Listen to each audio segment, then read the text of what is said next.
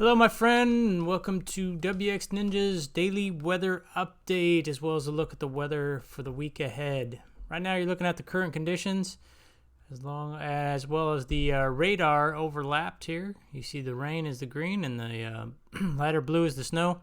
It's a little snow back out in the northeast, but as you can see, it's trying to warm up here in most places, just upstate New York and areas around there, as well as over in the Great Lakes region in the north. Cold, of course, and then back here in Denver and whatnot, into Wyoming. So as you can see, it's pretty, I wouldn't say chilly, but pretty seasonal right now. The south is a little bit warmer and the north is a little bit cooler. So let's take a look at the model. So what this is the GFS, or the American model. It spits out its forecast several times a day to let us know what's going on and what it thinks is going to happen weather-wise. Same sort of deal. The green is the rain, and the lighter colors are the snow. This is higher pressure in the blue, and the lower pressure in the red.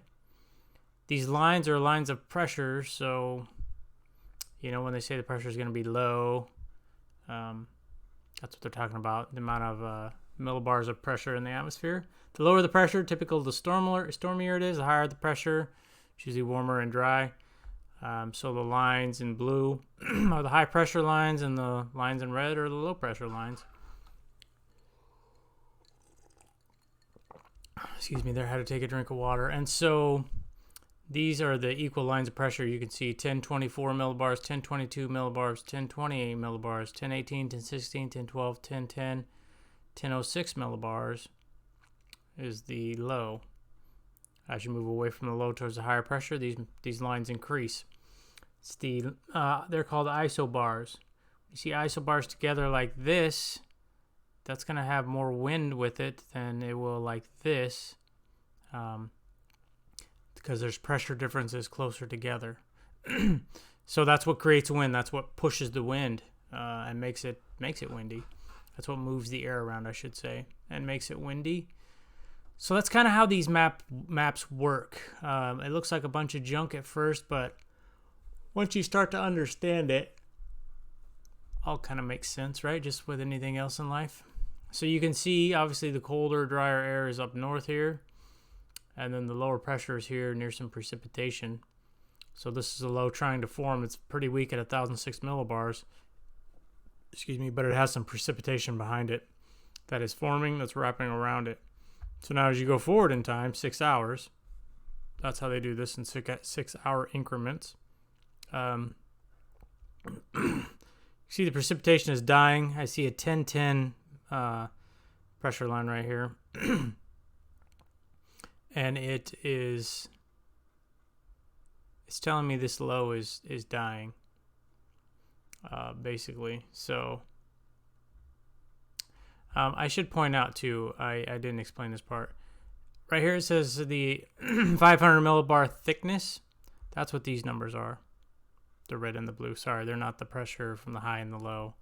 I said that wrong. It's these black lines, the lines of pressure. So the black lines are associated with the high and low. And then these red and blue ones are associated with the thickness. I won't go too much more into it than that, because I'd probably butcher trying to explain it. I'm no meteorologist. I just play one on TV. No, I'm no meteorologist, but I do understand some things. And if I tried to explain to you the 500 millibar thickness, I'd probably just butcher it. So if you are interested, you can just go look it up on Google or Wikipedia or something like that, and it'll tell you exactly what it means better than I could explain it. So anyhow, as we go forward in time, another 6 hours, and I will speed this up, but I've just gotten some questions about certain things, and people wanted me to explain things better, so I'm trying to do that. So if that includes you, just let me know. Just leave me a comment, let me know. But as you can see, you got a little storminess. That low is still dying, and then it produces some moisture out ahead of it. A little bit of snow into the Great Lakes region. See a low pressure center. Trying to throw some moisture on the west coast. Possibly some snow. Some of the northeast as the rain moves onto the west coast. One important thing I want to point out here that's coming up is yesterday we talked about a big snowstorm coming into the Chicago area. So here's the low right here. It's 1,003 millibars as it crashes into the Oregon California coast, which is the same spot that the other low came in Thanksgiving week. This one's nowhere near as strong. Comes across the country, kind of dies out, starts sagging south as it's getting stronger. Then it's still trying to get stronger, stays the same strength. So look what it did. It went from strengthening as it was headed towards Chicago to just kind of staying the same, and now it's just rain for Chicago. Now it bumps way up here, and I can't see. There's they have another line in front of it, 980s maybe, 990s. I'm trying to see well,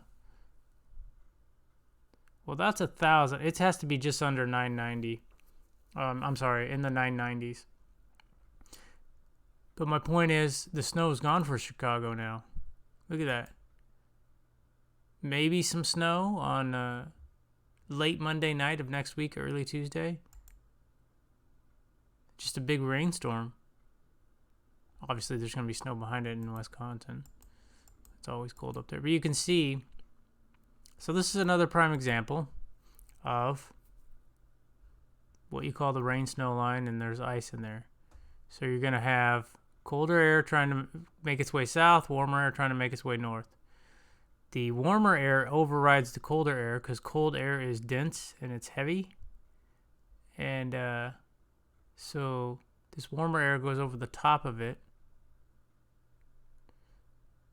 rides over the top of that, and it falls through the colder air, and that's what causes your ice, your snow pellets, your ice pellets, your freezing rain, that type of stuff, your sleet. That's what causes it. And then obviously the atmosphere gets colder as you go further north in this situation, and so it turns to snow because the raindrops don't melt. They stay as snowflakes. Then, as this moves, the cold air wraps around the backside of the low. That's what you're seeing there. Windy conditions still in here. And then it just ejects off to the northeast as a huge rainstorm, really. So, sorry, kids.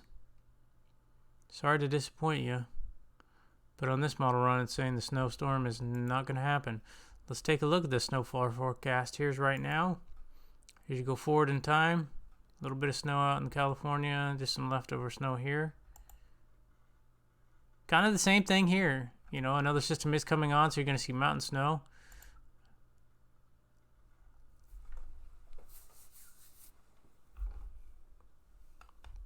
Just a little bit up in the north. Some down the Four Corners region. Interesting. That all scoots off to the northeast. Just a little bit of snow behind it. And then as we move into next Wednesday, maybe some lake effect snow. Minor. Same kind of deal. You see, it looks like another front's trying to drop down. This right here, this is the geopotential heights. 500 millibars, so way up in the atmosphere. Think of this as telling us where the cold and the warm is going to go. Cold, blue. Warm, darker colors, orange, reds, that kind of thing. So this gives you a general idea of where things are going to go.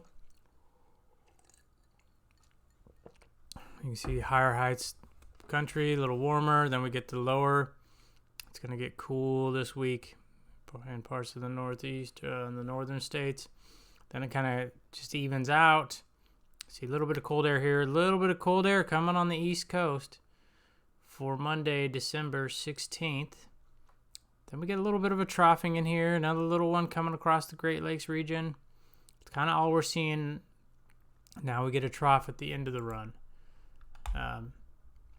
So we're going to see some cold shots, it looks like, central to northeastern U.S.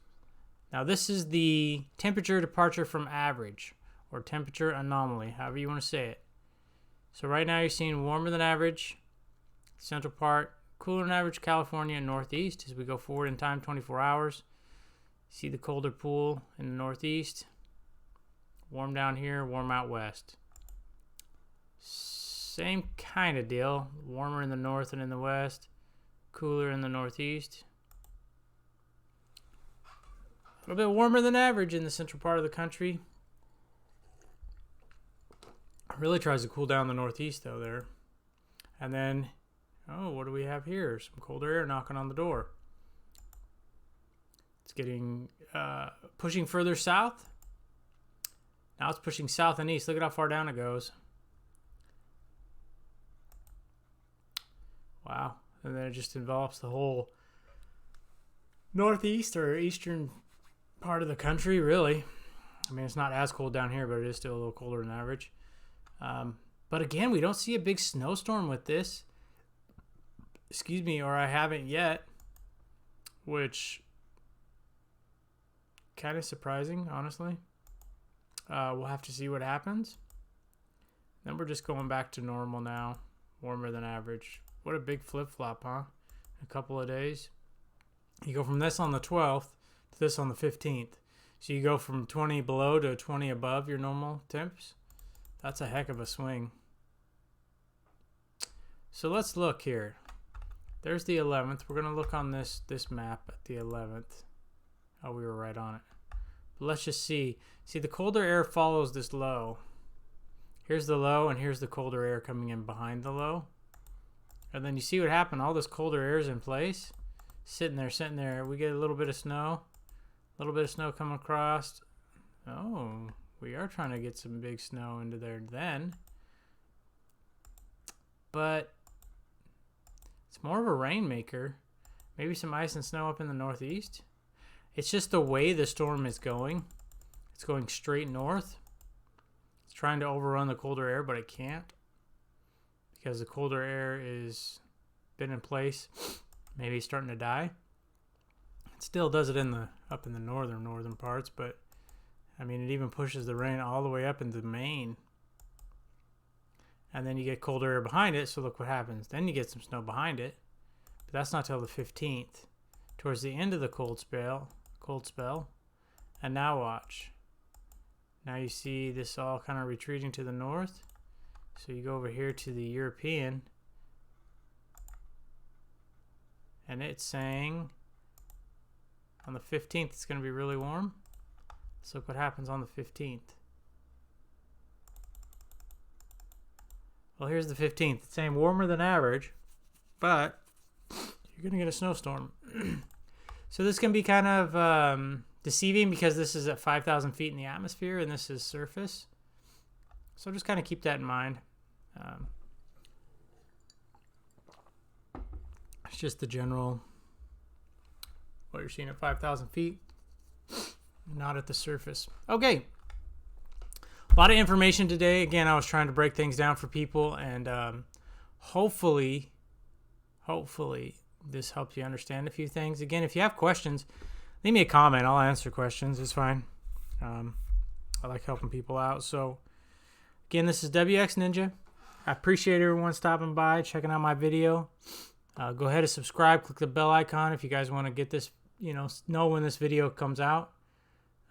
That's how you'll be notified, is via email by subscribing and clicking the bell icon. Other than that, thank you everyone for stopping by, and we will see you guys next time. Take care.